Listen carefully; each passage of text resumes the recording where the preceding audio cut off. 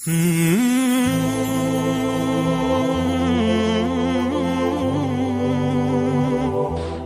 علیکم ورحمۃ اللہ۔ بسم اللہ الرحمن الرحیم، والصلاة والسلام علی رسولہ الکریم وعلی آلہ وصحبہ اجمعین۔ اس امت کو اللہ تعالیٰ نے دعوت الی اللہ کے لیے منتخب فرمایا۔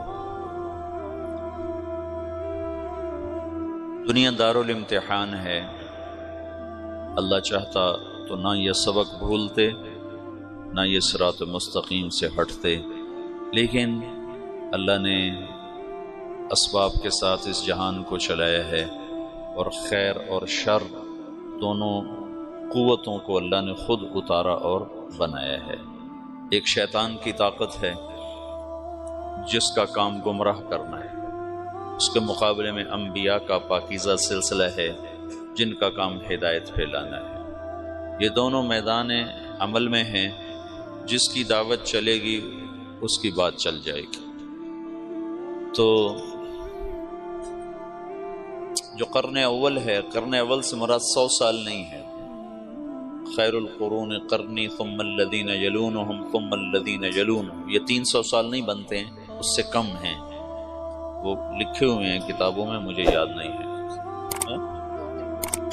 270 سال تمہارے شیخ کہہ رہے ہیں کہ وہ 270 برس بنتے ہیں رسول پاک صلی اللہ تعالی علیہ وسلم سے لے کر یہ بنو عباس کا دور آ جاتا ہے۔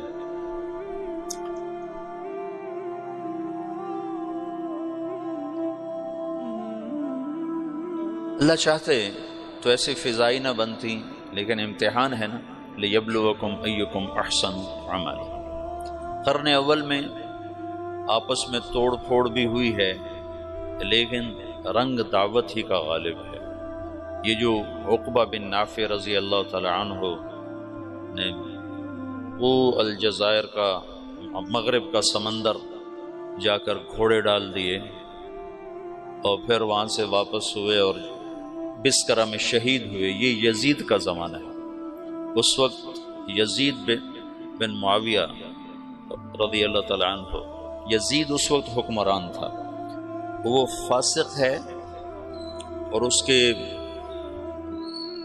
دور حکومت میں اسلامی تاریخ کا سب سے مظلومانہ واقعہ پیش آیا ہے، لیکن باہر کی فضا میں دعوت چل رہی ہے،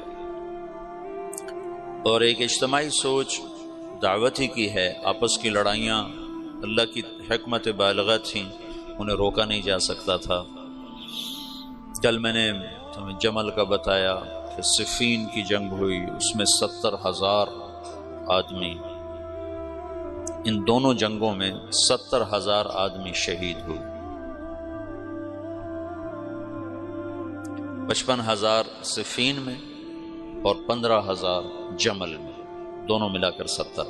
اور بعضے میں آتا ہے کہ صرف صفین میں طرفین سے 70,000 لوگ شہید ہوئے، 35,000 حضرت علی کی طرف سے اور 45,000 حضرت معاویہ رضی اللہ تعالی عنہ کی طرف سے شہید ہوئے۔ اور پھر بہرحال تقدیر کے فیصلے ہیں، بڑے بڑے نامور عمار بن یاسر اسی میں شہید ہوئے، عبید اللہ بن عمر رضی اللہ تعالیٰ عنہ یہ حضرت معاویہ کی طرف سے لڑتے ہوئے شہید ہوئے، حضرت عمر کے بیٹے۔ عمار بن یاسر اللہ کے حضرت علی کی طرف سے لڑتے ہوئے شہید ہوئے۔ ذوالقلاء الحمیری رضی اللہ عنہ، یہ ایک آدمی 1000 پہ بھاری تھے، 1000 پر۔ حضرت معاویہ رضی اللہ عنہ کی طرف سے لڑتے ہوئے شہید ہوئے۔ ہاشم المرقال رضی اللہ تعالی عنہ یہ حضرت علی کی طرف سے لڑتے ہوئے شہید ہوئے ہیں، یہ بھی 1000 پہ بھاری تھے۔ پھر حضرت حسین رضی اللہ تعالیٰ عنہ کا حسن رضی اللہ تعالیٰ عنہ نے خلافت معاویہ کے حق میں دستبردار ہو، اللہ کے نبی نے فرمایا تھا ابنی ھذا سید سیصلح بین فئتین عظیمتین من المسلمین، میرا یہ بیٹا سردار ہے، یہ ان قریب میری امت کے 2 بڑے طبقات میں آپس میں صلح کرائے۔ حسن رضی اللہ عنہ بہت جہاں دیدہ، بڑے صاحب فراست، انہوں نے دیکھ لیا تھا کہ عراق میں وفا نہیں، بے وفا لوگ غدار لوگ، وعدے سے پھر جانے والے لوگ، تو انہوں نے دیکھ لیا تھا کہ انہوں نے میرے باپ کے ساتھ وفا نہیں کی، میرے ساتھ کیا وفا کرے۔ تو جب دونوں لشکر آمنے سامنے ہوئے، ادھر معاویہ رضی اللہ تعالیٰ عنہ کا، ادھر حضرت حسن کا، 80,000 حضرت حسن کے ساتھ تھے اور 60,000 حضرت معاویہ رضی اللہ عنہ کے ساتھ تھے، تو اس موقع پر حضرت معاویہ نے بھی کہا، ہائے اگر یہ آپس میں پھر لڑ گئے تو مسلمانوں کی حدود کی حفاظت کون کرے گا؟ من للثغور۔ تو اللہ کی تکوینی حکمتیں تھیں، طرفین میں کوئی بھی لڑنا نہیں چاہتا تھا، لیکن ہوا، یہ سب کچھ ہوا اللہ کی قدرت سے ہوا۔ اس میں بھی ہزاروں سبق ہیں، حکمتیں ہیں، رحمتیں ہیں۔ ایک شخص نے خواب دیکھا کہ جنت میں خیمے لگے ہوئے بڑا خوبصورت، تو وہ پوچھتا ہے یہ کن کے خیمے ہیں؟ تو فرشتہ کہتا وہ ذوالکلا حمیری اور ان کے ساتھیوں کے، جو جنگ صفین میں معاویہ رضی اللہ عنہ کی طرف شہید ہوئے، یہ ان کے۔ تو وہ پوچھتا ہے تو علی کے ساتھی کدھر ہیں؟ کہ ان کا مقام بہت بلند ہے، وہ اوپر کے درجات ہیں، اوپر کے درجات۔ عمر بن عبدالعزیز رحمۃ اللہ علیہ نے خواب دیکھا کہ وہ حرم میں ہیں اور حرم بیت اللہ کے اندر سے آواز آتی ہے علی بن ابی طالب کو اندر بلایا جائے، اور معاویہ بن ابی سفیان کو اندر بلایا جائے۔ تو دونوں حضرات اندر گئے تو حضرت علی باہر نکلے، کہا قضا لی ربی ورب الکعبہ، رب کعبہ کی قسم اللہ نے میرے حق میں فیصلہ دے دیا کہ میں حق پر ہوں۔ وہ تو ویسے سارے اہل سنت والجماعت کا عقیدہ ہے کہ حضرت علی حق پر ہیں۔ اس کے پیچھے پیچھے حضرت معاویہ نکلے، وہ کہہ رہے تھے وغفر لی ربی ورب الکعبہ، رب کعبہ کی قسم میرے رب نے میری بخشش فرمائی تھی۔ تو اصحابی کا نجوم بأیہم اقتدیتم اہتدیتم، اور اللہ اللہ فی اصحابی لا تتخذوہم من غرضا من بعدی فمن احبہم فبحبی احبہم ومن ابغضہم فببغضی ابغضہم۔ یہ اللہ کے نبی کا فرمان ہے، ہم ان کے بارے میں سکوت اور سب رضی اللہ عنہ، اللہ ان سے راضی ہے۔ تمام صحابہ کے بارے میں ایک آیت ہے، قول فیصل ہے، قول فیصل ہے وَكُلًّا وَعَدَ اللَّهُ الْحُسْنَى، وَكُلًّا وَعَدَ اللَّهُ الْحُسْنَى، میرا وعدہ ہے میرے نبی کہ تیرے تمام صحابہ کے لیے حسنہ ہو گئی، تیرے تمام صحابہ کے لیے حسنہ۔ ٹھیک ہے، اب ایک آیت اور جوڑو تو حسنہ کا مطلب سامنے آ جائے گا۔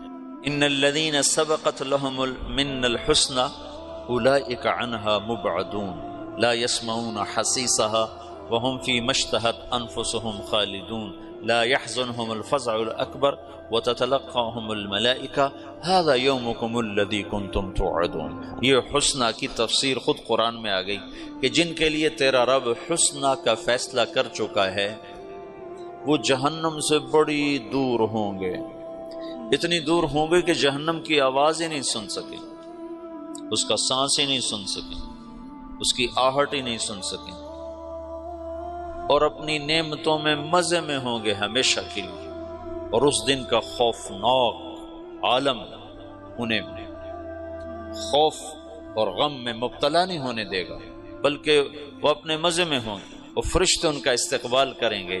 تو یہ تمام صحابہ 4 حصوں میں تقسیم ہے۔ پہلی صف مہاجرین، دوسری صف انصار، تیسری صف صلح حدیبیہ سے پہلے ایمان لانے والے، چوتھی صف صلح حدیبیہ سے فتح مکہ تک ایمان لانے والے۔ یہ 4 صفیں ہیں، اور یہ چاروں کے درجات مختلف ہیں، اور قرآن نے 2 بنائی ہیں، دو بنائی ہیں۔ لا یستوی منکم من انفق من قبل الفتح وقاتل اولئک اعظم درجة من الذین انفقوا من بعد وقاتلوا وکلا وعد اللہ الحسنى۔ تو بعض لوگ فتح سے مراد حدیبیہ لیتے ہیں اور بعض حضرات فتح مکہ لیتے ہیں کہ اللہ تعالیٰ فرما رہے ہیں میرے محبوب فتح پر ایمان لانے والے اور اس سے پہلے ایمان لانے والے برابر نہیں ہو سکتے۔ تو چونکہ صلح حدیبیہ کو بھی انا فتحنا لک فتحا مبینا کہا ہے اللہ تعالیٰ نے، تو بعض یہ فرماتے ہیں کہ یہ حدیبیہ سے پہلے ہیں اور حدیبیہ کے بعد، اور بعض مفسرین فرماتے ہیں کہ یہ فتح مکہ سے پہلے اور فتح مکہ پر ایمان لانے والوں سے لے کر آخر تک۔ تو یہ تقسیم تو اللہ نے بھی کی ہے کہ سب کے مقامات برابر نہیں ہیں، اور خلافت 30 سال چلنی تھی، اس کے بعد نہیں چلنی تھی۔ الخلافت بعدی 30 سنۃ، خلافت میرے بعد 30 سال۔ تو پھر کیا ہوگا؟ ثم یکون ملکا ورحمہ، پھر بادشاہت ہوگی رحمت والی۔ پھر کیا ہوگا؟ ثم یکون ملکا عضوضا، پھر ہوگا ایک دوسرے کو کاٹ کھانے والا ملک، اور قتل و غارت و سفک دماء اور ظلم و ستم والا ملک ہوگا۔ حضرت حسن کی نے جس دن جب یہ 2 لشکر آمنے سامنے ہوئے تو حضرت حسن نے کہا میں نہیں لڑتا، میں صلح کرتا۔ تو حضرت حسین نے خود آ کر حضرت حسن پہ وہ چڑھائی کی، ان کو تارے دکھا دی۔ انہوں نے کہا بھائی انہوں نے تیرے باپ کے ساتھ وفا نہیں کی، تیرے بھائی کے ساتھ کہاں سے وفا کریں گے، میں جو کر رہا ہوں ٹھیک کر رہا ہوں۔ اور اللہ کے نبی کا فرمان سچا ہو رہا ہے کہ یہ میرا بیٹا 2 فریق میں صلح کرائے گا۔ اور لوگوں نے کہا مسود المسلمین، مسلمانوں کے چہرے سیاہ کرنے والا، تو انہوں نے کہا انا مبید المسلمین، میں مسلمانوں کے چہرے سفید کرنے والا، کہ میں نے تلواروں کو نیام میں ڈال دیا، آپس میں ٹکرانے کی بجائے دشمن کے آگے کر دیا۔ خلافت ختم ہو گئی 30 سال بعد۔ اب بادشاہت آنی ہے، بادشاہت۔ کسی بھی بڑے سے بڑے صحابی کو یہاں بٹھایا جاتا تو بادشاہت چلنی تھی، خلافت علی منہاج النبوہ نہیں چلنی تھی۔ اس کے 30 سال پورے ہو چکے تھے، تو اب بادشاہ ہونا کسی بھی بڑے درجے کے صحابی کی شان کے خلاف تھا۔ اس کے لیے 4تھی صف کا آدمی ہونا ضروری ہے، اور 4تھی صف میں معاویہ بن ابی سفیان سے بہتر ایک بھی نہیں ہے حکومت کے لیے۔ بادشاہت بڑے پہلی صف کے صحابہ کو زیبا نہیں ہے، دوسری صف کے صحابہ کو زیبا نہیں ہے، تیسری صف کے صحابہ کے لیے بادشاہ کا نام آنا نامناسب ہے۔ اب ملک کا جو لفظ آنا چاہیے وہ 4تھی صف کے لوگوں پر آنا چاہیے جو فتح مکہ پر ایمان لائے۔ تو معاویہ رضی اللہ عنہ فتح مکہ پر ایمان لانے والوں میں ہیں، اگرچہ کہتے ہیں کہ وہ پہلے لائے تھے لیکن چھپایا ہوا تھا، لیکن اسی اسلام کو معتبر مانا جاتا ہے جس پر اس کا اظہار ہوتا ہے، اظہار ہوتا ہے۔ تو اظہار فتح مکہ پر تھا، یہ فتح مکہ پر ایمان لائے ہیں، اور یہ بنو امیہ میں سے ہیں جو کہ بنو ہاشم کے بعد دوسرے نمبر کا وجاہت والا خاندان ہے۔ پہلا نمبر عرب میں تمام قبائل انسانیت میں بنو ہاشم کا ہے۔ ان اللہ تخیر القبائل فاختار العرب ثم تخیر العرب فاختار مضر ثم تخیر مضر فاختار قریش ثم تخیر قریش فاختار ہاشم ثم تخیر ہاشم فاختارن۔ تو بنو ہاشم سب سے اعلیٰ درجے کا خاندان تھا۔ بنو ہاشم کے بعد سب سے عالی مرتبہ خاندان بنو امیہ تھا۔ بنو امیہ کے بعد بنو مخزوم تھے، بنو مخزوم۔ تو مرتبے میں بنو امیہ کی ٹکر کا آدمی کوئی نہیں، بنو ہاشم کے لیے حکومت کا فیصلہ کوئی نہیں۔ جب حضرت حضرت حسن کا انتقال ہونے لگا تو انہیں حضرت حسین کو فرمایا بھائی میں ایک بات سمجھ چکا ہوں، اللہ نے ہمیں نبوت دی ہے، اب حکومت کبھی نہیں دے گا، ہمارے خاندان میں حکومت نہیں آ سکتی، میرے بعد عراق والے تمہیں ورغلائیں گے کہ آؤ ہم تیرے ہاتھ پر بیعت کرتے ہیں، یاد رکھنا انہوں نے تیرے باپ سے غداری کی، تیرے بھائی سے غداری کی، تجھ سے بھی غداری کریں گے۔ بنو ہاشم کے 4 آدمی، 4 نہیں 3، حضرت علی، حضرت حسن اور امین الرشید، 3 آدمی خلفاء بنے ہیں صرف اسلامی تاریخ میں۔ بنو عباس بھی بنو ہاشم ہیں اور اس میں 35 خلفاء اوپر نیچے انہوں نے حکومت کی ہے، کبھی برائے نام کبھی حقیقت کے ساتھ۔ ان 35 میں ایک خلیفہ ایسا نہیں جس کی ماں بھی ہاشمی ہو۔ باپ تو ہاشمی ہے، یہ سارے ابو جعفر کی اولاد ہے۔ ابو جعفر 2 واسطوں سے حضرت عبداللہ بن عباس کا یہ پڑپوتا ہے، ابو جعفر منصور، سب حضرت عباس کی اولاد ہیں، بنو ہاشم ہیں۔ لیکن ان 35 میں صرف ایک شخص ہے، امین بن ہارون بن مہدی بن ابو جعفر بن علی بن عبداللہ بن عباس۔ اس کی ماں بھی ہاشمی ہے، اس کا باپ بھی ہاشمی ہے۔ اس کی ماں زبیدہ ہے جو بنو ہاشم میں سے ہے، اور اس کا باپ ہارون ہے جو بنو ہاشم میں سے ہے۔ اس کے علاوہ جتنے خلفاء ہیں یا باندیوں کی اولاد ہیں یا اور قبائل عرب کی وہ اولاد ہے۔ اور اوپر تک جو خود عبداللہ بن عباس، ان کی ماں ہاشمی نہیں ہے، ان کی ماں ہاشمی نہیں ہے، ام فضل الہلالیہ، وہ بنو ہلال میں سے ہے، بنو ہاشم میں سے نہیں ہے۔ ہاشمی النسل طرفین، نجیب الطرفین جن کو کہا جاتا ہے، یا علی یا حسن یا امین، اور ان تینوں کی حکومت اللہ نے نہیں چلنے تھی۔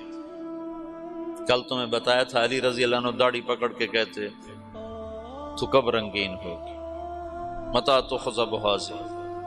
حضرت حسن نے 6 مہینے کے بعد خود ہی چھوڑ دی، اور امین کو اس کے بھائی مامون نے قتل کروا دی۔ 2 سال حکومت کی اور ختم۔ اور مامون اور رشید باندی کا بیٹا تھا۔ تو بنو ہاشم کو حکومت نہیں ملنی تھی، کوئی حکمت ہے اللہ کی، جب نبوت دے دی تو نبوت کی شان کے خلاف ہے کہ نبیوں کی اولاد ظلم و ستم کرے اور تباہی بربادی کے نقشوں میں جائے، اور بادشاہت کے یہ لازمی خاصے ہیں، لہذا خالص ہاشمیوں کو الگ رکھا۔ خالص ہاشمیوں کے پاس دنیا شاید ہی کبھی آئی ہے۔ ایک دفعہ میں سوار ہوا عمرے کے لیے ٹیکسی پر، وہ جو وہ مسجد عائشہ سے عمرہ ہوتا، تو ایک بوڑھا منت تنعیم، تو مکے سے میں نے ٹیکسی کی اور تنعیم گیا۔ جاتے تو میں نے تعارف نہ کیا، وہاں اس کو ٹیکسی کو کھڑا کر دیتے ہیں، پھر واپسی پر اسی پر آتے۔ واپسی پر میں نے اس سے تعارف کیا، میں نے کہا تم کس قبیلے سے ہو؟ انہوں نے کہا انا من الاشراف، وہاں بنو ہاشم کو سادات کو اشراف کہتے ہیں، ہمارے یہاں سید کہتے ہیں۔ تو میں نے اس کو اشراف کے فضائل سنانا شروع کر دیا، تو وہ اس کا روتے روتے برا حال ہو گیا۔ جب میں حرم اترا 50 ریال طے کیے تو انہوں نے کہا نہیں میں تم سے نہیں لوں، نہیں لیا اس نے۔ تو تم نے مجھے سنا دیا ہے بھائی، یہی میرا معاوضہ ہے، نہیں چاہیے، چھوڑ دے۔ ایک دفعہ میں رات کو بیت اللہ کا طواف کر رہا تھا، بہت تھوڑا رش تھا، تو اس وقت حجر اسود کے سامنے جو زمزم کا کنواں تھا، اس کی نشانی کے طور پر ایسے گول پتھر، ایک گول نشان اوپر ہوتا تھا جسے پتہ چلتا تھا کہ یہاں نیچے زمزم کا کنواں ہے۔ وہاں ایک بوڑھا قرآن پڑھ رہا تھا نماز میں، صحیح۔ میں اس کے قریب سے گزروں طواف کرتے ہوئے نا، تو اس کی آواز میرے کان میں پڑی، تو بڑی دلکش آواز، عمر 70-80 سال کے درمیان، لیکن قرآن اتنا خوبصورت پڑھ رہا تھا کہ میرا دل کھنچا اس کی طرف۔ تو میں طواف ختم کرنے کے بعد اس کے قریب جا کے میں نے نفل شروع کر دیا۔ تو وہ اس وقت نماز پڑھ کے فارغ بیٹھا، وہ شعر پڑھ رہا تھا،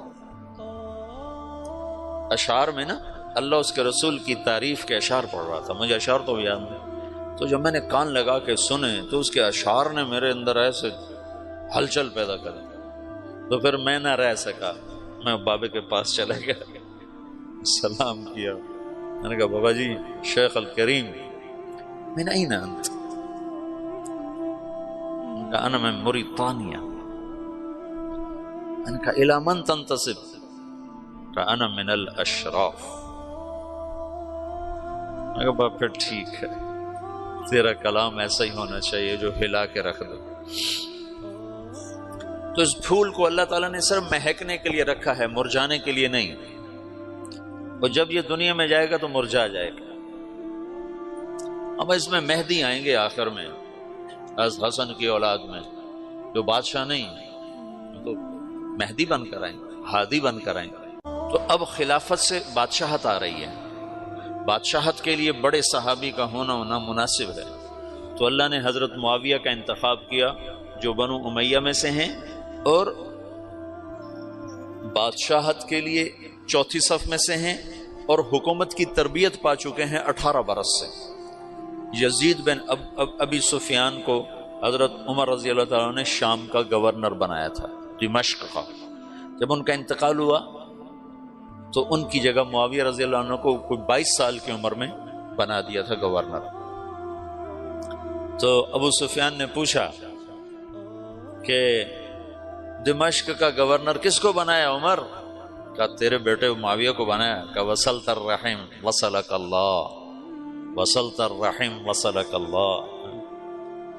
حضرت عمر کے دور سے حکومت شروع کی، عثمان رضی اللہ عنہ کے دور تک اور علی رضی اللہ عنہ کے دور تک 18 برس حکومت کے سارے راز سمجھ چکے ہیں۔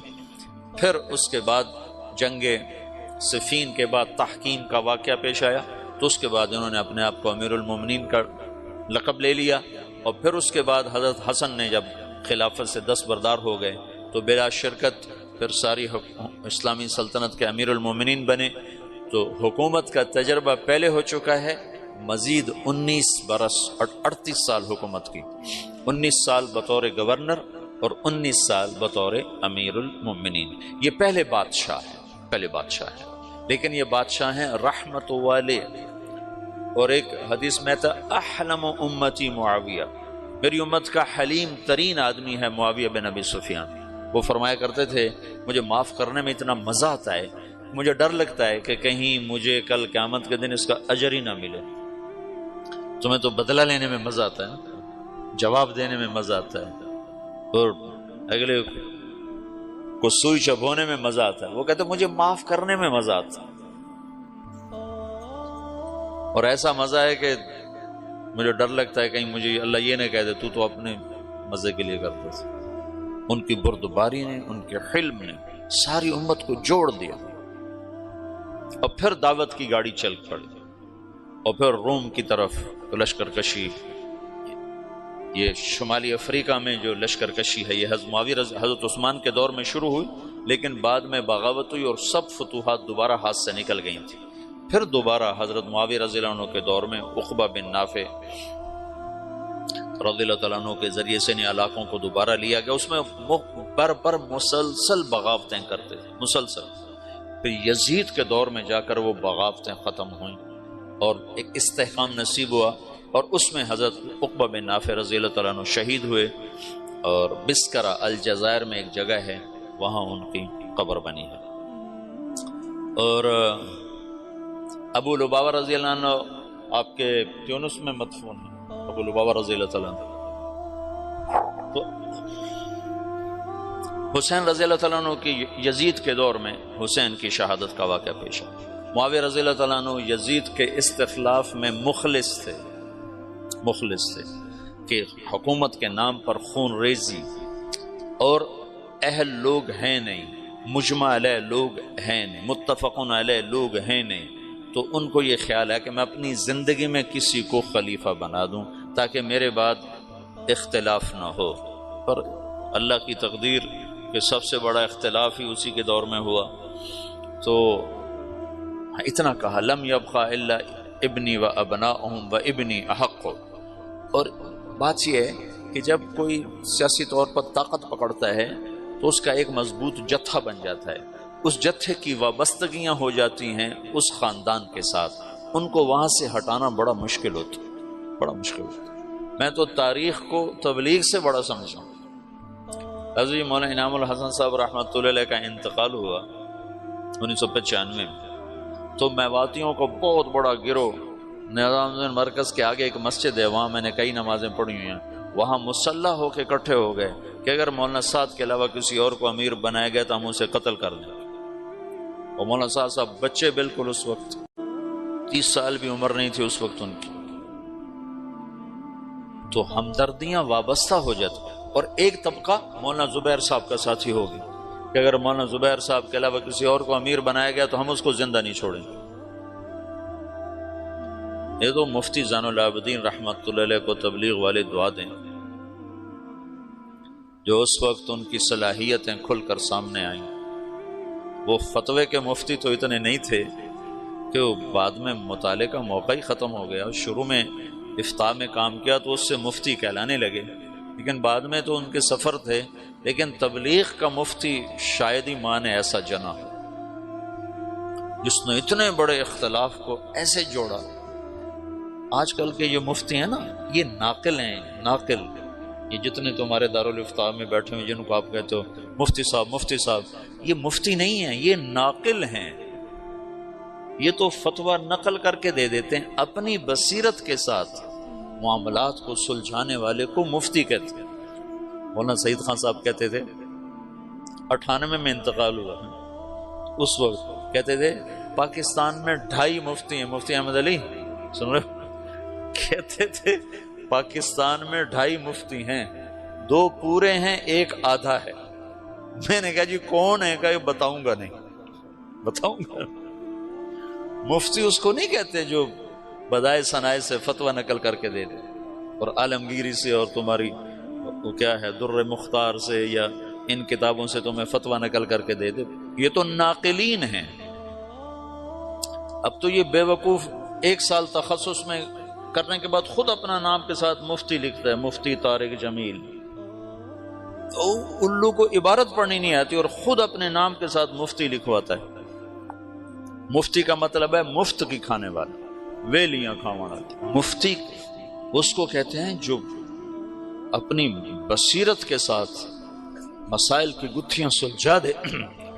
ساری زندگی مفتی صاحب رحمت اللہ علیہ کی قدر، اللہ کا شکر ہے تمام اکابر کی قدر دل میں رہی. تو مفتی صاحب کا روب داب، جلال اور شاہی ٹھاٹ باٹ ایسے ذرا بود رہتا تھا. لیکن پہلی دفعہ ان کی عظمت اور ہیبت سامنے آئی جب 95 میں حضرت جی رحمت اللہ علیہ کا انتقال ہوا. اور جیسے انہوں نے تبلیغ والوں کو سنبھالا، مفتی صاحب نہ ہوتے تو نظام الدین میں پھڈا پڑ جاتا اور رائمنڈ والے نظام الدین سے الگ ہو چکے ہوتے. اس بندے نے ایسے جوڑ اصل مفتی ہونے کا حق ادا کیا. وہ زین العابدین کے نام کا حق ادا کیا. تو میں اس سے یزید کے استخلاف کو سمجھا کہ معاویہ رضی اللہ عنہ بے بس تھے کہ سیاسی وابستگیاں اور محبتیں خاندانوں کے ساتھ وابستہ ہو جاتی ہیں. شورائی نظام نہیں چل سکنا تھا، یہ ایک طبعی چیز ہے، یہ ہو جانا تھا. بیرم خان ہندوستان میں بہت بڑا نام ہے. بیرم خان ابراہیم خان خانہ کا والد تھا اور بڑا عظیم انسان گزرا، اللہ اس کی بخشش کرے. بڑا عظیم انسان تھا. مغل خاندان کے لیے اس کی بڑی خدمات ہیں. ہمایوں مر گیا تو اکبر 12 برس کا تھا، کل 12 برس. 12 برس کے بچے کا سر اتار کے تخت پہ بیٹھنا کیا مشکل تھا بیرم خان کے لیے کہ ساری فوج بیرم خان کے ہاتھ میں تھی. لیکن اس نے اکبر کو تخت پر بٹھایا اور خود اس کا نوکر بن کے زندگی گزاری. اور جب تک وہ پروان نہیں چڑھا اس پر چھاؤں کر کے کھڑا رہا. یہ جذبات وابستہ کو اللہ کا نظام ہے. جب وہ کسی کو بادشاہی دیتا ہے تو پھر اس کے مطابق وہ نظام چلا دیتا ہے. تو معاویہ رضی اللہ عنہ نے یزید کا استخلاف کیا. اس میں ابو بکر کے بیٹے عبد الرحمن اور عبداللہ بن عمر اور عبداللہ بن زبیر اور حسین بن علی رضی اللہ تعالی عنہم، ان لوگوں نے شدید مخالفت کی. بہرحال میں صرف تمہیں اس سے تاریخ سے گزارنا چاہتا ہوں، میں اصل دعوت کا پس منظر بتا رہا ہوں کہ دعوت کتنا عظیم کام ہے، کتنے اتار چڑھاؤ آئے، اور اللہ نے اس امت کو اپنے اصل منصب پر کسی نہ کسی درجے میں باقی رکھا، اور آج پھر دوبارہ لوٹا دیا ہے، لوٹ پیچھے کی طرف اے گردش ایام تو۔ آہا غزل اس نے چھیڑی، مجھے ساز دینا ذرا عمر رفتہ کو آواز دینا۔ یہ عمر رفتہ جو پیچھے بیت گئی، یہ وہ آواز ہے، یہ آواز کہن ہے، شراب کہن پھر پلا ساقیا، وہی جام گردش میں لا ساقیا۔ یہ وہی قرن اول کا ہیرا ہے دعوت، جس کو مولانا الیاس کے ذریعے سے اللہ تعالیٰ نے زندہ فرمایا۔ اس کے سامنے ہر محنت چھوٹی پڑتی جائے گی، چھوٹی پڑتی جائے گی، چھوٹی پڑتی جائے گی۔ اس محنت میں لگنے والوں کے درجے قیامت کے دن تم بڑے بلند دیکھو گے۔ دیکھنے میں وہ نہ اکابر میں ہوں گے نہ اصاغر میں ہوں گے تمہاری نظروں میں، لیکن وہ قیامت کے دن دیکھو گے کہ بڑے بڑے مشائخ بھی ان کے آگے تمہیں چھوٹے نظر آئیں گے، کہ کہاں سارے عالم کو سامنے رکھ کر محنت کرنا، قدم اٹھانا، کہاں صرف ایک ذات کو سامنے رکھ کر محنت کرنا، زمین آسمان کا فرق۔ تو یزید کے استخلاف میں حسین رضی اللہ عنہ کی شہادت کا واقعہ پیش ہے۔ یزید کے بارے میں ایک گروہ ہے جو اس کو کافر کہتا ہے، یہ بھی غلط ہے۔ ایک گروہ اہل سنت والجماعت سے خارج ہو چکا ہے، وہ یزید کو رضی اللہ عنہ کہتا ہے اور امیر المومنین کہتا ہے، اور انتہائی خرافات واہیات الفاظ استعمال کرتا ہے اس کی برات کے لیے۔ اس قدر اس کی برات میں آگے جاتے ہیں کہ اہل بیت کی شان میں کمی آتی ہے۔ اہل بیت تو ہمارا سرمایہ، اہل بیت تو ہمارے ایمان کا، ان سے محبت نہ کرنا ایمان کی کمی ہے، ان سے محبت کرنا ایمان کا حصہ ہے۔ اللہم انی احبہما فاحبب من احبہما۔ حسن حسین کے بارے میں اللہ کا نبی کہہ رہا ہے، یا اللہ جو ان سے پیار کرے تو بھی ان سے پیار فرما۔ تو افراط و تفریط تو ہلاکت۔ ایک اس کو امیر المومنین بنانے کے چکر میں پڑ گیا، یہ بھی صراط مستقیم سے ہٹے ہوئے لوگ، اور ایک ان کو اس کو کافر بنانے پہ لگ گیا، یہ بھی صراط مستقیم سے ہٹے ہوئے لوگ ہیں۔ وہ فاسق تھا، ظالم تھا، سفاک تھا، اس کا معاملہ اللہ کے سپرد ہے۔ یہ واقعہ پیش آنا تھا، اللہ کی تقدیر تھی حضرت حسین کے لیے یہ شہادت عظمیٰ، یہ مقام لکھا جانا تھا۔ سر کربلا، سر کربلا اقبال کی ایک نظم ہے فارسی میں، کہیں ملے تو پڑھنا، بہت عالی شان۔ وہاں ایران میں ایک بہت بڑی بنائی گئی یادگار، تو اس میں ایک طرف تو ایران کے ایک بڑے نامور آدمی کا خطبہ ہے، اور دوسری طرف اقبال کی نظم ہے سر کربلا۔ تو علی شریعتی وہاں کے بڑے ادیب، بڑے عالم، بڑے شاعر، وہ وہاں اس کے افتتاح کے لیے آئے، تو انہوں نے دیکھا تو ادھر لکھا ہوا محمد اقبال سیالکوٹ۔ تو انہوں نے کہا تمہیں کسی ایران کے شاعر کا کلام نہیں ملا یہاں لٹکانے کے لیے، جو ایک ہندی کا کلام تم لکھ رہے ہو؟ تو وہاں کی مجلس شورا نے کہا کوئی کلام اس کی ٹکر کا لا کے دکھا دو تو اس کو اتار کے اس کا لگا دیں، کوئی کلام لا کے دکھا دیں۔ سر کربلا تو 35-36 اشعار ہیں۔ تو اہل بیت کے لیے ایک منقبت، ایک فضیلت، ایک شہادت، ایک اللہ کی طرف سے مقدر تھا، اس نے ہونا تھا، وہ ہو گیا، لیکن ہمیں دراڑ پڑ گئی۔ پھر بنو امیہ کے خلاف ایک نظام چلا اندر ہی اندر، لیکن اللہ نے اہل بیت کو اس میں سے نکال دیا۔ لوگوں نے محمد بن حنفیہ کے ہاتھ پر بیعت فرمائی، جو حضرت علی کی دوسری بیگم سے اولاد ہیں، حضرت فاطمہ کی اولاد نہیں ہے۔ 132 ہجری تک بنو امیہ کی حکومت ہے، 132 ہجری تک وحدت کلمہ ہے، اور عربیت غالب ہے، عجمیت قریب بھی نہیں ہے، عربیت کی سادگی ہے، اور عربیت کی صفات ہیں، ظلم و ستم موجود ہے لیکن اس پہ چھاپ عربیت ہے۔ 132 ہجری میں پہلی دفعہ وحدت کلمہ ٹوٹ کے پھر ٹوٹ گئی، ٹوٹتی تو کئی دفعہ رہی لیکن جڑ جاتی تھی۔ پہلا حکمران بنو امیہ کا مروان اور آخری بھی مروان الحمار، بڑا صفات والا آدمی۔ حمار کہتے تھے جفا کشی کی وجہ سے، اگر اس کو تھوڑی سی سنبھلی ہوئی سلطنت ملتی تو شاید وہ اور کئی سو سال بنو امیہ کے جھنڈے گاڑ دیتا، اور مردے کو ہاتھ میں لے کر کون زندہ کر سکتا ہے؟ اس وقت بنو امیہ مر چکے تھے، ہشام کے بعد زوال شروع ہو گیا تھا۔ تو 132 ہجری میں بنو عباس حکمران آ گئے، اور عبداللہ الصفاح یہ پہلا خلیفہ بنا۔ تو جب خطبے کے لیے کھڑا ہوا نا تو اس کے ہاتھ سے ڈنڈا گر گیا، عصا، تو اس کا رنگ فق ہو گیا۔ اس نے اس سے فال لی کہ یہ تو ہمارا امر، ہماری حکومت شاید نہیں چل سکے گی کہ ہاتھ سے عصا گر گیا۔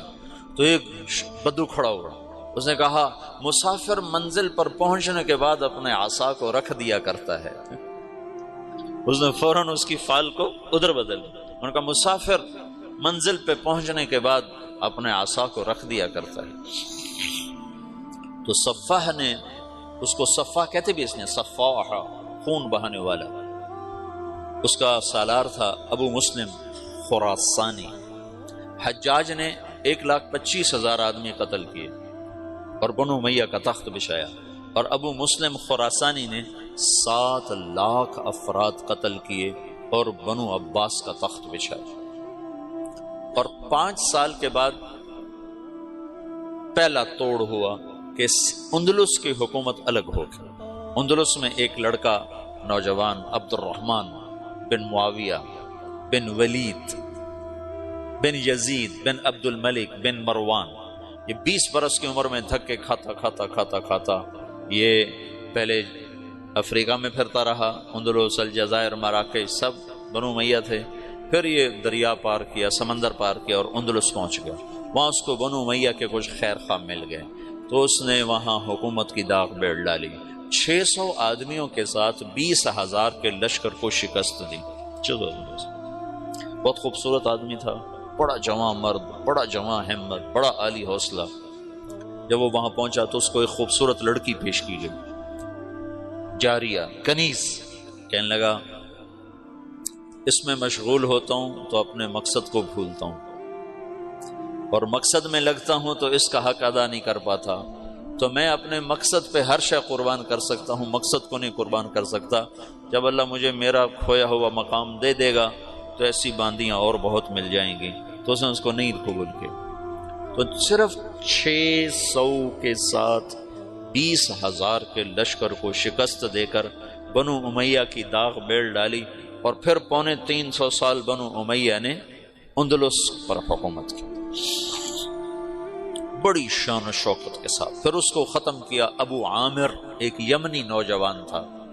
وہ مردے کو مارنا کون سا مشکل کام ہوتا ہے، ہر حکومت ایک حد تک چلتی ہے پھر زوال کا شکار ہوتی ہے۔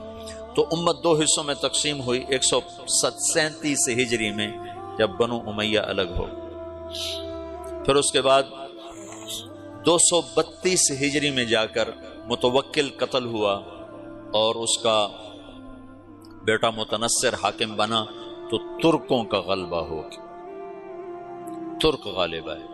ترکوں نے عباسی خلفاء کو کھلونا بنایا، اور 3 صدی میں اسماعیلیہ کی تحریک چلی، اور انہوں نے مشرقی اپنا شمالی افریقہ جو بلاد عرب جہاں علم تھوڑا تھا، بربر تھے اور علم کی کمی تھی، وہاں اسماعیلی شیعہ کے دعات پہنچے اور انہوں نے وہاں اسماعیلی سلطنت کے لیے فضا مہیا کی، اور پھر وہاں المہدیہ پہلا شہر بسایا۔ انہوں نے المہدیہ کو دارالحکومت بنایا۔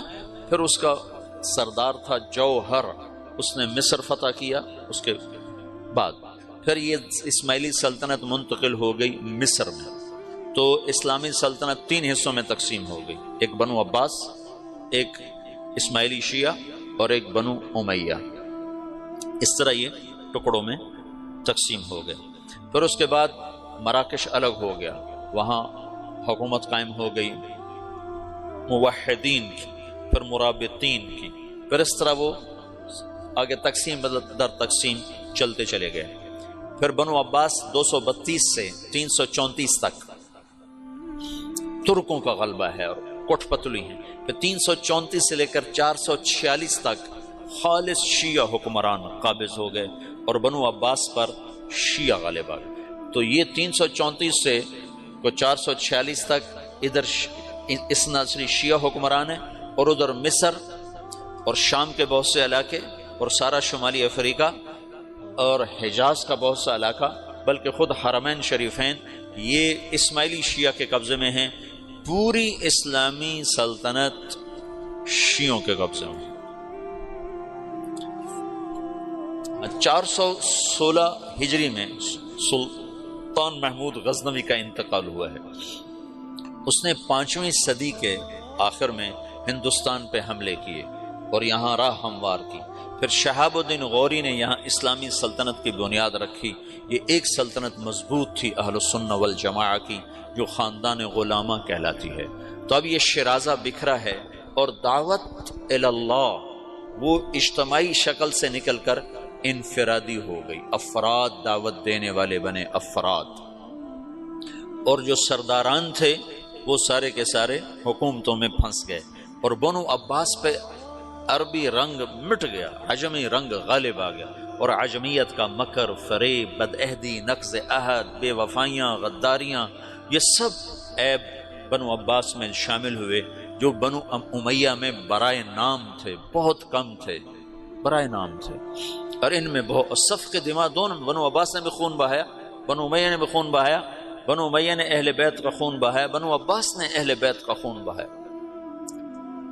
ہارون رشید کے جیل میں امام موسیٰ کاظم کا انتقال ہوا. جیل یہ رہتے تھے مدینہ میں. ہارون رشید آیا وہاں مسجد، تو اس نے سلام پڑھا، السلام علیک یا ابن عم.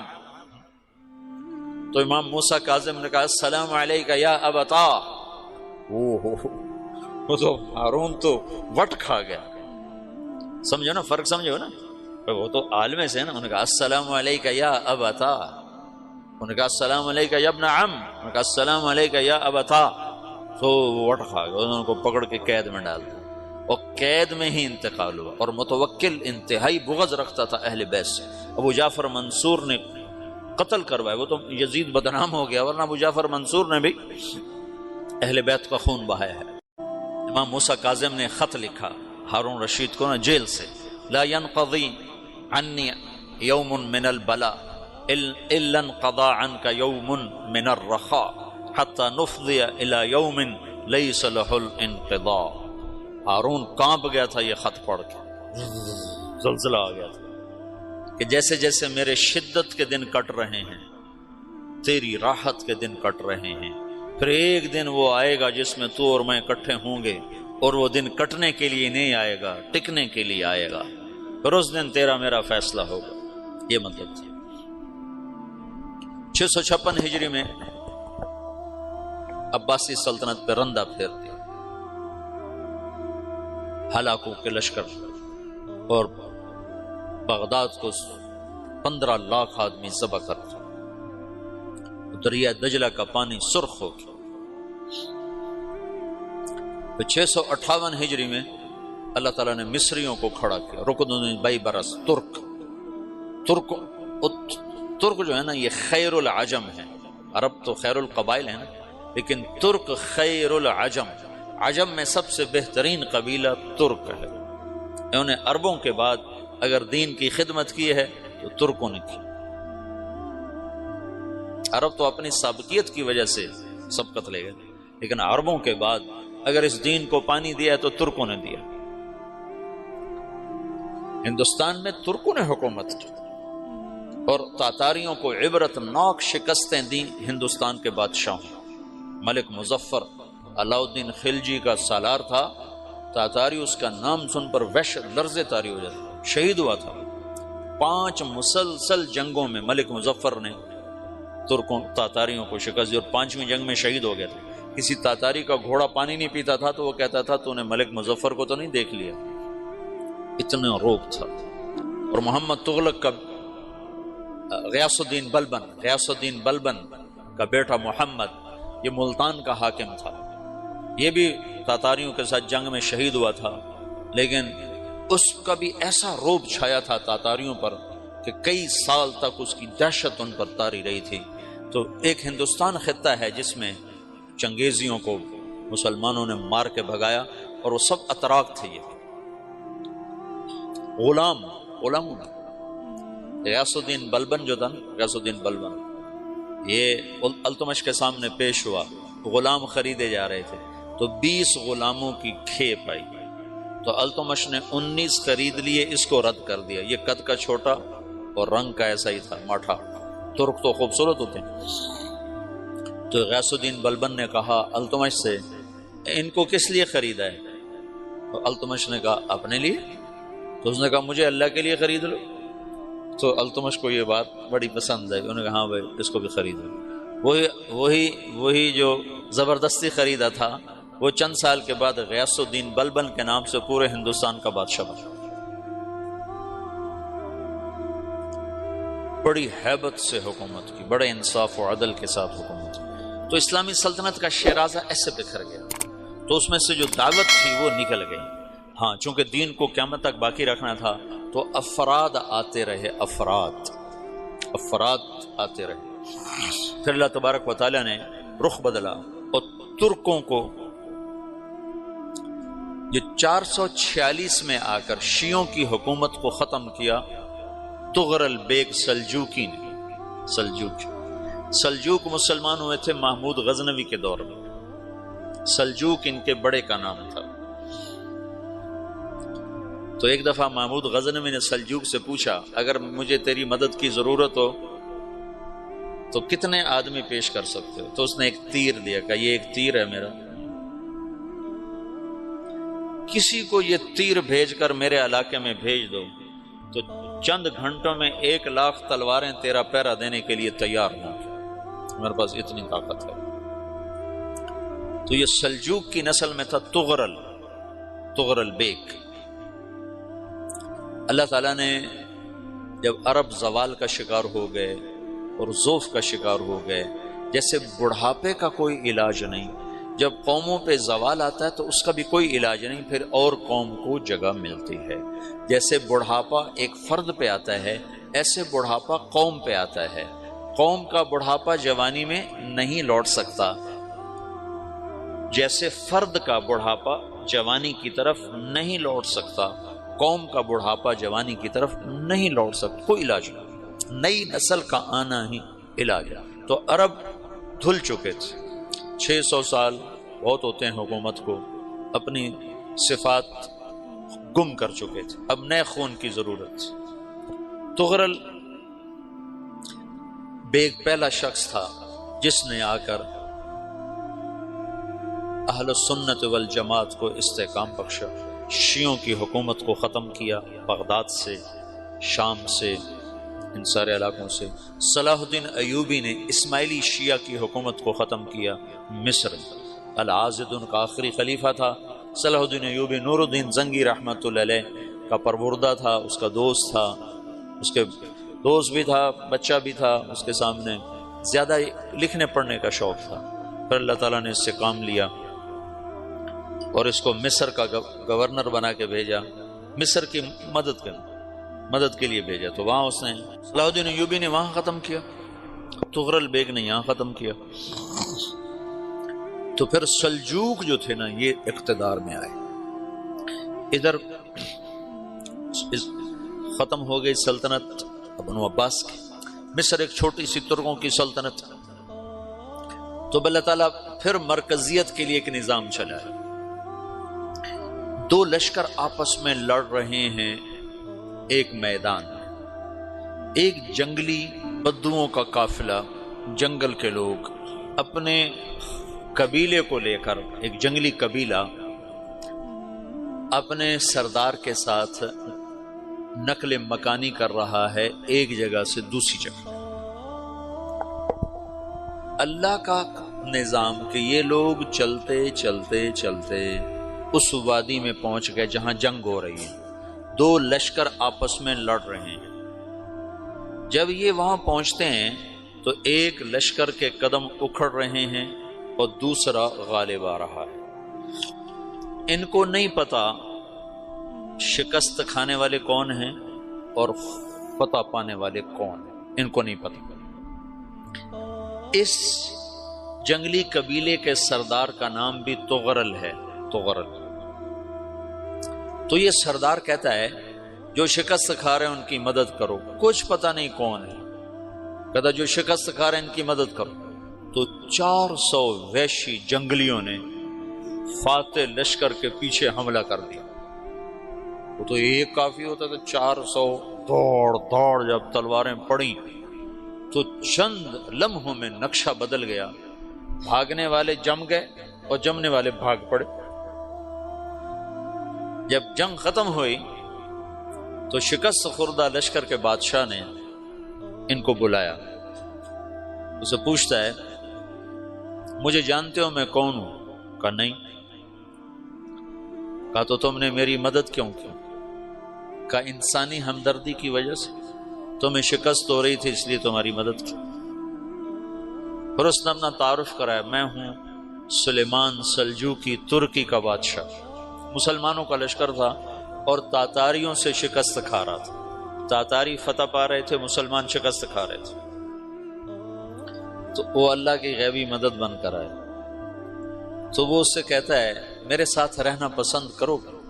تم نے میرے اوپر احسان کیا ہے، میں اس کا بدلہ دینا چاہتا ہوں، میرے ساتھ رہنا پسند کرو گے؟ کہنے کا کر لوں گا۔ تو اس نے اس کو لے کر ترکی آیا، اور استنبول اس وقت روم کی حکومت میں تھا، اس سے فتح کیا اس تغرل کے آگے چوتھے پانچویں پڑپوتے محمد فاتح نے۔ تو یہ استنبول ہے، یہ ترکی ہے، بیچ میں ایک چھوٹا سمندر ہے، یہاں ایک جاگیر ہے۔ تو سلطان سلیمان کہتا ہے یہ جاگیر تجھے وقف ہے، ادھر سے رومی مجھے تنگ کرتے ہیں حملے کر کر کے، تو میرا دفاع کرتے رہنا، یہ جاگیر تیری۔ تو اس جاگیر پہ اس نے اپنے قافلے کو آباد کر دیا، اپنے قبیلے کو، اور ایک چھوٹی سی حکومت بنا لی، جو ایک صوبہ سمجھو سلمان سلجوقی کا، وہ ایک چھوٹا سا صوبہ ہے۔ وہاں جب یہ رہ پڑا تو پھر یہ ایک شیخ کے بیت ہوتا ہے، وہاں شیخ طریقت ہے، ان کے یہ بیت ہونے جاتا ہے، وہ اس کو رات اپنے پاس ٹھہراتا ہے۔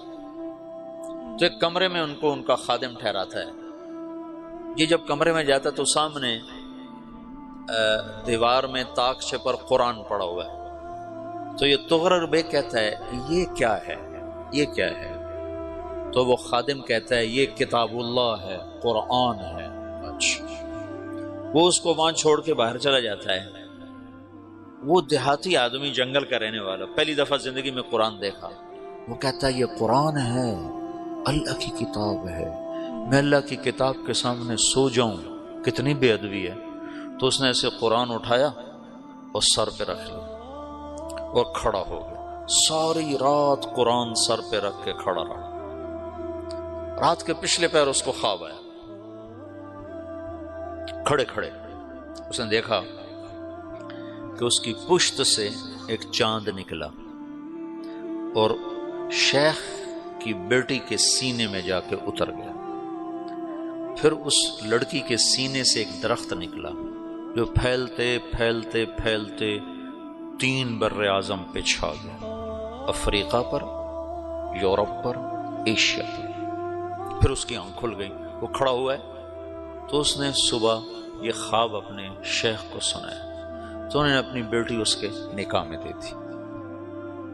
اس بیٹی سے ایک بچہ پیدا ہوا، تغرل بیگ نے اس کا نام رکھا عثمان، عثمانی ترک نام سنا ہوا، جو میں نے کل بتایا تھا کہ 1924 میں وہ خلافت ختم ہوئی۔ تو ایک بیٹا پیدا ہوا عثمان۔ عثمان نے پھر ایک نئی اسلامی حکومت کی بنیاد رکھی جو 1924 تک چلتی رہی، کوئی 800 سال یہ حکومت چلی۔ تو حکومت کا شیرازہ بکھرا لیکن پھر جڑ جاتا تھا، اور وہ قرن اول والا جوڑ کبھی نہ پیدا ہوا، ٹکڑے بن گئے، ان ٹکڑوں میں اللہ لوگ پیدا کرتا رہا جو دعوت دیتے رہے، دعوت زندہ رہی۔ جو تربیت کا نظام تصوف کے ساتھ تھا اب وہ تبلیغ کے ساتھ تھا۔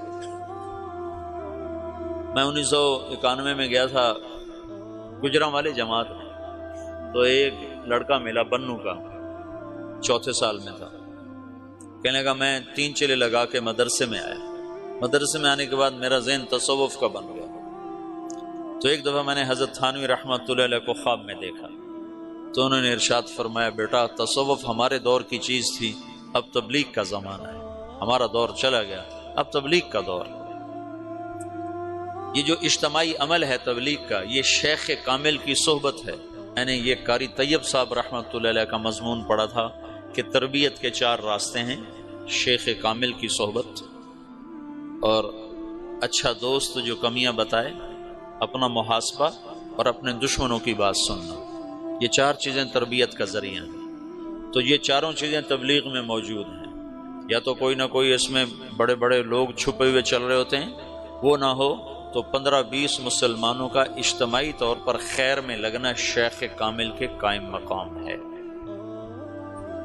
اور پھر یہ آپس میں مذاکرے کرتے ہیں تو اس سے ایک دوسرے کی کمیاں سامنے آتی ہیں، تو اچھا دوست بھی ہو گیا۔ پھر ان کے دشمن بھی بڑے ہیں، وہ ان کی کمیاں بتاتے ہیں، تو وہ اگر سنے تو اس سے بھی تربیت ہو سکتی۔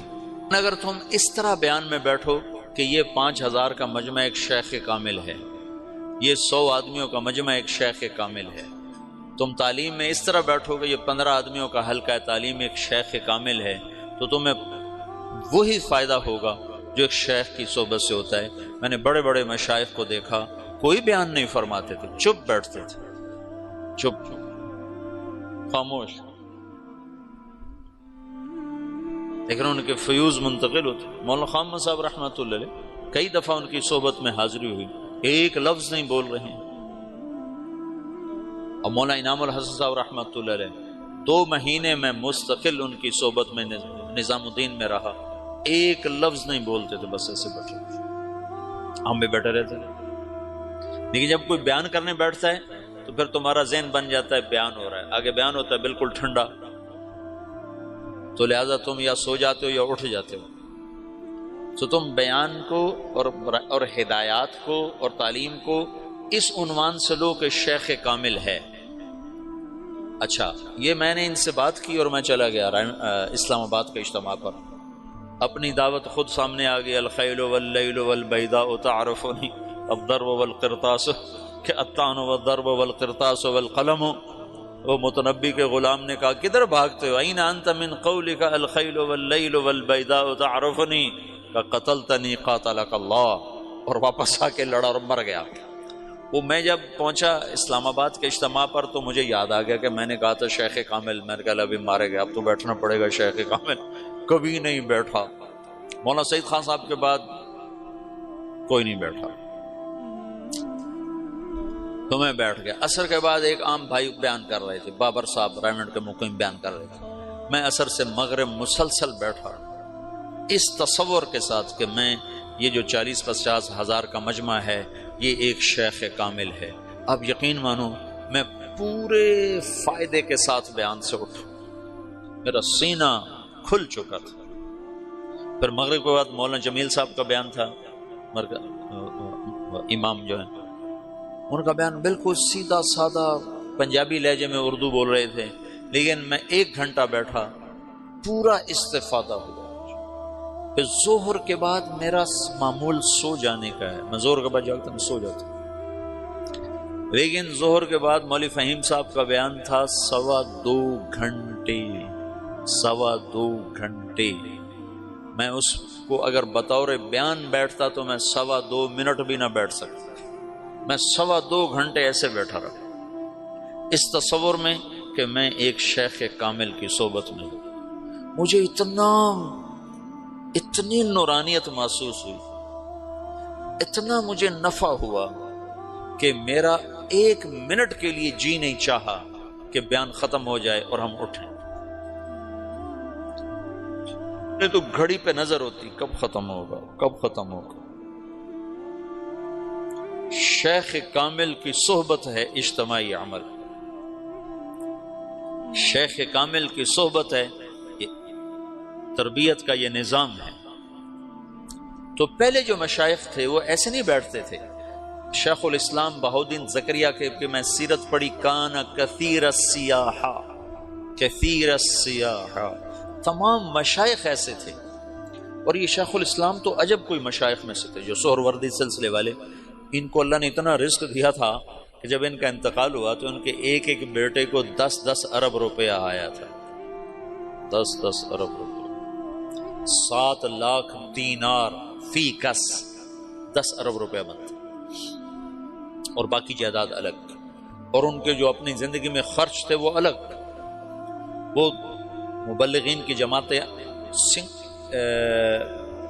انڈونیشیا تک انہوں نے اپنی جماعتیں روانہ فرمائیں تبلیغ کے لیے، اور سارے بر صغیر میں، ملائیشیا میں، سری لنکا میں۔ اور ایک عجب ان کی سیرت میں پڑی بات، جس ملک میں بھیجنا ہوتا تھا اس کی زبان ان مبلغین کو سمجھاتے تھے اور ان کو سکھاتے تھے، پھر ان کو بہت سا پیسہ دیتے تھے کہ تمہیں سوال نہ کرنا پڑے، بچاؤ۔ تو دعوت کا کام شخصیات میں آ گیا، بادشاہوں نے چھوڑ دیا، شخصیات۔ صرف ہندوستان کی تاریخ میں ایک بادشاہ گزرا ہے جس نے دعوت کی سرپرستی کی، وہ محمد تغلق، اور وہ ویسے خر دماغ تھا، چھوٹی چھوٹی باتوں پہ قتل کر دیتا تھا۔ تو اس کی وہ چیز گہنا گئی، یعنی ماند پڑ گئی۔ لیکن ایک بادشاہ ہے محمد تغلق جس نے دعوت کی محنت کو میدان بنایا اور کہا کہ جاؤ ہندوؤں کو دعوت دو۔ تو دعوت اللہ ختم نہیں ہوئی، اجتماعی شکل ختم ہوئی اور منتقل ہو گئی افراد میں، مشائخ میں، علماء میں، واعظین میں۔ ابن جوزی کے ہاتھ پر 20,000 لوگ مسلمان ہوئے، 1 لاکھ لوگ طائب ہوئے۔ امام احمد بن حنبل رحمۃ اللہ علیہ کے جنازے کو دیکھ کر 20,000 غیر مسلموں نے کلمہ پڑھ لیا تھا کہ یہ مر کے ایسا ہر دل عزیز ہے۔ تو یہ ایک مختصر سا خاکہ میں نے تمہیں بتایا ہے، مختصر سی تاریخ تمہیں بتائی ہے کہ قرن اول سے آج تک کس طرح امت بٹ گئی، تقسیم ہو گئی، اور دعوت کی روح مر گئی، افراد میں زندہ رہی، ان کی برکت سے آج بھی دین باقی ہے۔ علماء، اہل اللہ اور صالحین اور واعظین جنہوں نے اپنے دھن میں اللہ کی بات کو پہنچایا بھی صحیح، سنایا بھی صحیح، اور تمام بلاد میں، افریقہ میں، یورپ میں، ایشیا میں، ہر ملک میں اللہ نے ایسے لوگ پیدا فرمائے جو ٹکر لیتے رہے۔ پھر یہ نیا دور آیا اور یہ تبلیغ کا کام شروع ہوا، یہ انشاءاللہ کل سے پھر اس کو